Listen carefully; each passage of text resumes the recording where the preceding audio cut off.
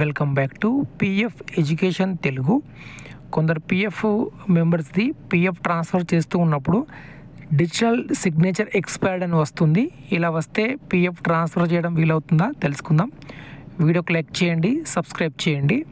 So ఈ కంపెనీకి సంబంధించి వీరు 3 కంపెనీస్లో డ్యూటీ చేశారు. సో ఓల్డ్ కంపెనీకి సంబంధించిన అమౌంట్ని ప్రజెంట్ కంపెనీలోకి ట్రాన్స్ఫర్ చేస్తూ ఉండాలి. అలా ట్రాన్స్ఫర్ చేస్తే మనకు ఎప్పుడైతే ఫుల్ అమౌంట్ కావాలో ఫుల్ అమౌంట్ ఒకేసారి విత్డ్రా చేసుకోవాల్సి ఉంటుంది. ఇక్కడ వీరి పిఎఫ్ నేను ఇప్పుడు ట్రాన్స్ఫర్ చేసి చూపిస్తాను. ఇక్కడ ఎర్రర్ ఎలా వస్తుందో చూపిస్తాను. ముందుగా వీరి యొక్క సర్వీస్ హిస్టరీ మనము చూడాలి. ఇక్కడ వ్యూ పైన క్లిక్ చేసినట్లయితే సర్వీస్ హిస్టరీ మనకు కనిపిస్తుంది, సెకండ్ ఆప్షన్.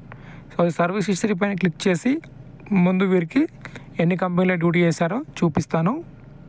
ఓకే ఫ్రెండ్స్, ఇక్కడ మీరు చూస్తున్నారు వీరు 2 కంపెనీస్లో డ్యూటీ చేసి ఉన్నారు. సో ఇప్పుడు ఈ ఫస్ట్ కంపెనీ అమౌంట్ ఉంది కదా, దాన్ని సెకండ్ కంపెనీలోకి ట్రాన్స్ఫర్ చేయాలి. సో ట్రాన్స్ఫర్ చేయాలి అన్నప్పుడు చూడండి, మనం ఇక్కడ ఆన్లైన్ సర్వీస్ పైన క్లిక్ చేస్తాం. ఆన్లైన్ సర్వీస్ పైన క్లిక్ చేసినట్లయితే మనకి ఇక్కడ పిఎఫ్ ట్రాన్స్ఫర్ రిక్వెస్ట్ ఆప్షను కనిపిస్తూ ఉంటుంది. ఇప్పుడు దీని మీద క్లిక్ చేస్తాను.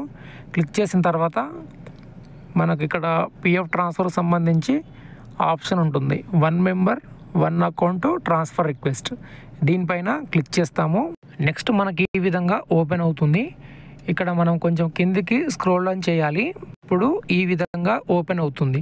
ఓపెన్ అయిన తర్వాత ఇక్కడ మనకు 2 ఆప్షన్స్ కనిపిస్తూ ఉంటాయి, present employer and previous employer. So ఇక్కడ నేను ఇప్పుడు ప్రజెంట్ ఎంప్లాయర్ ఇక్కడ మనకు ఆప్షన్ లేదు క్లిక్ చేయడానికి, ఓకేనా. ఇప్పుడు నేను ప్రీవియస్ ఎంప్లాయర్ పైన క్లిక్ చేస్తాను. ఓకే, ఇక్కడ క్లిక్ చేసి నెక్స్ట్ ఇక్కడ మెంబర్ ఐడి మనము ఎంటర్ చేయాలి.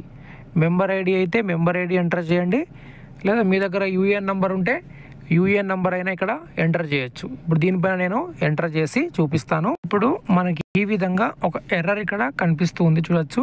Previous employer does not have authorised digital signatory, hence claim can not be proceed అని వస్తుంది. అంటే ఏంటంటే పిఎఫ్ ట్రాన్స్ఫర్ రిక్వెస్ట్ చేసుకున్న తర్వాత ప్రజెంట్ ఎంప్లాయర్ కానీ ప్రీవియస్ ఎంప్లాయర్ కానీ ఇక్కడ మనకు అప్రూవ్ చేయాలి. ఇక్కడ వీరికి సంబంధించినటువంటి 2 కంపెనీస్, 2 కంపెనీకి సంబంధించినటువంటి ఎంప్లాయర్స్కి ఇప్పుడు యాక్సెస్ అనేది లేదు. యాక్సెస్ లేదు అంటే ఎవరైతే పిఎఫ్ అప్రూవ్ చేసేటటువంటి ఎంప్లాయీ ఉన్నాడో, హెచ్ఆర్ ఉన్నాడో, ఇప్పుడు అతను యాక్సెస్ అనేది లేదు. యాక్సెస్ అంటే ఏంటిది, మనకు డిజిటల్ సిగ్నేచర్ అనేది 2 ఇయర్స్ మాత్రమే ఉంటుంది.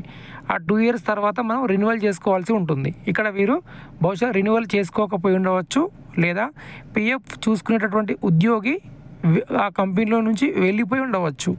వేరే హెచ్ఆర్ వచ్చేంత వరకు మనం పిఎఫ్ని ట్రాన్స్ఫర్ రిక్వెస్ట్ చేయలేము.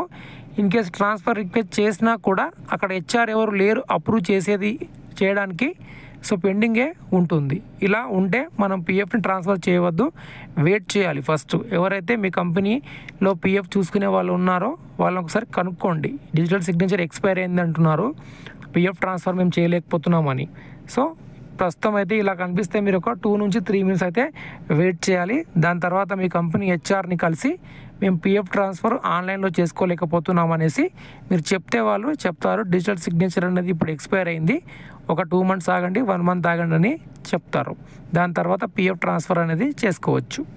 వీడియోకి లైక్ చేయండి, సబ్స్క్రైబ్ చేయండి. Thank you.